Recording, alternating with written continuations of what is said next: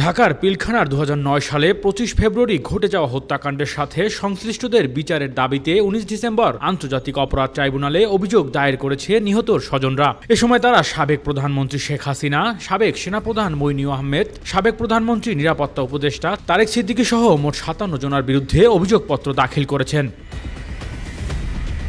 এই বিষয়ে আন্তর্জাতিক অপরাধ ট্রাইব্যুনালের প্রসিকিউটর আব্দুল্লাহ নোমান বিষয়টি নিশ্চিত করেছেন। তিনি জানান, পিলখানা হত্যাকাণ্ডের সঙ্গে সংশ্লিষ্টদের বিরুদ্ধে এই অভিযোগ দায়ের করা হয়েছে, যা ট্রাইব্যুনাল এখন পর্যালোচনা করবে। অভিযোগ দায়েরের সময় পিলখানা নিহতর পরিবারের সদস্যরা উপস্থিত ছিলেন।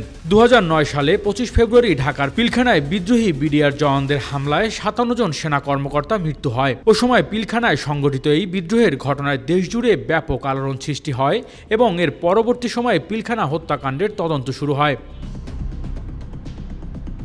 নিহতের পরিবারের সদস্যরা সাংবাদিকদের আরও জানান, এটাকে পিলখানা হত্যাকাণ্ড, পরিকল্পিত হত্যাকাণ্ড বলবেন। এর তদন্ত করলেই সত্যতা বের হয়ে আসবে এবং এটিকে জনসম্মুখে করতে হবে। আমরা আজও জানি না, কিংবা আমাদের সন্তানেরাও জানে না কি কারণে উনাদেরকে হত্যা করা হয়েছে। তাদেরকে হত্যা করার জন্য কোনো একটি কারণ তো থাকতে হবে।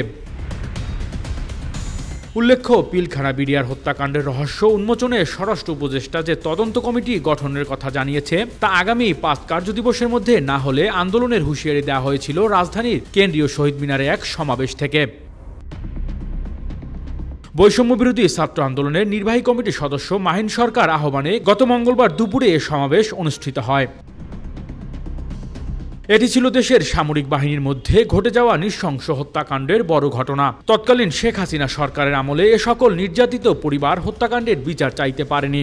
গত ৫ আগস্ট শেখ হাসিনা সরকারের পরিবর্তন হওয়ায় বিভিন্ন পর্যায় থেকে হত্যাকাণ্ডের বিচারের জন্য দাবি তোলা হচ্ছে। Desk report, metro TV.